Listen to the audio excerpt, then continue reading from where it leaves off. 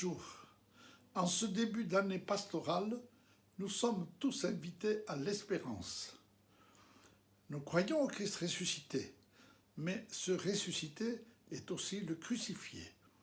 Cela signifie que notre vie dans l'espérance n'est pas une garantie de sécurité, mais une invitation au risque.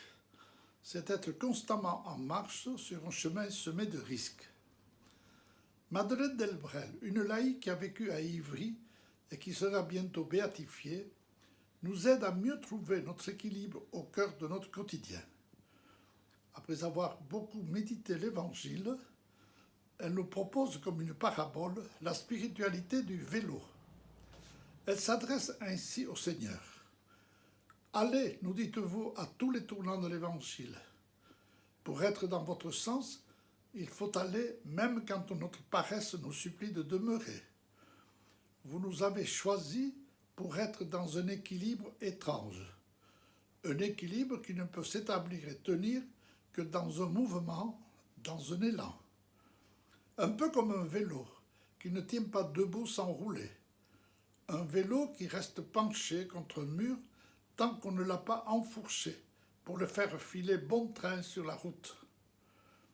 La condition qui nous est donnée, c'est une insécurité universelle vertigineuse.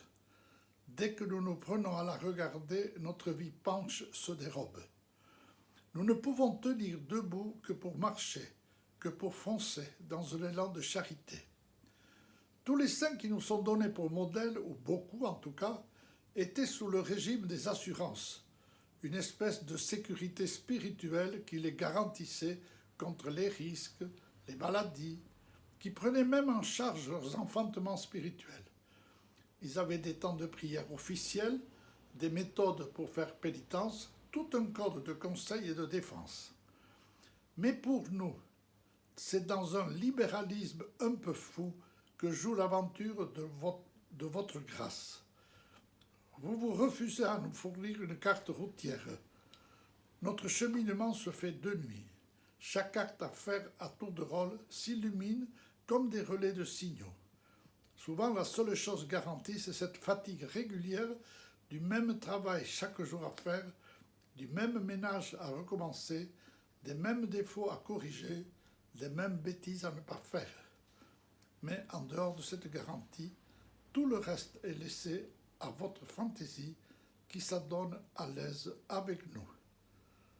Seigneur, aide-nous à nous laisser faire par toi.